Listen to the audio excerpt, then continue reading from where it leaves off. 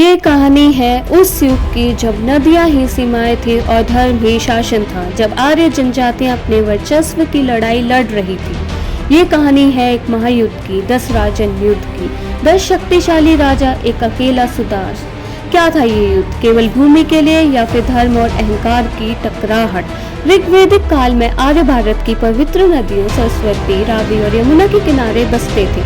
जनजातियां थी पुरु, यदु, अनु, द्रुहु, तुर्वश और भरत। भरतों के राजा थे सुदास, जिनका नाम वीरता और धर्म के लिए प्रसिद्ध था। उनके गुरु थे ऋषि वशिष्ठ।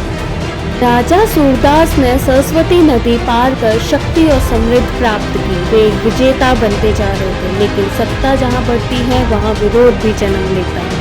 अन्य राजा एकत्र हुए, उनका नेतृत्व किया ऋषि विश्वामित्र ने, जो कभी सुदास के ही गुरु हुआ करते थे।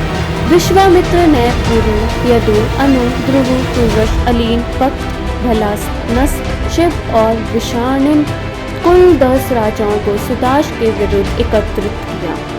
संधि हुई, योजना बनी, एकजुट होकर सुदास को हराया जाएगा।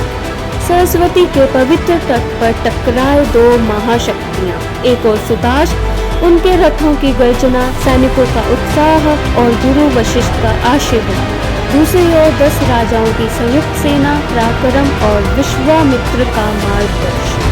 वे युद्ध केवल शास्त्रों का नहीं, वे युद्ध था नीति का, धर्म का और आत्मबल का। भारी संख्या और बल के बावजूद 10 राजाओं की सेना हार गई। सुदास ने अपनी रणनीति, साहस और धर्म बल से असंभव युद्ध जीत लिया। 10 राजन युद्ध एक मिसाल बन गया कि सच्चाई और धर्म के पक्ष में यदि मन दृढ़ हो और बड़ी से बड़ी शक्ति भी पराजित हो सकती है। राजा सुदास ने न केवल भूमि जीती बल्कि इतिहास में अपना नाम अमर कर लिया। ऋषि वशिष्ठ ने कहा, राजन जो धर्म से विचलित नहीं होता वही सच्चा विजेता होता है। विश्वामित्र पराजित तो हुए, परंतु आगे चलकर वे भी महान तपस्वी और ब्रह्मा ऋषि बने। ये युद्ध केवल इतिहास नहीं, एक शिक्षा है।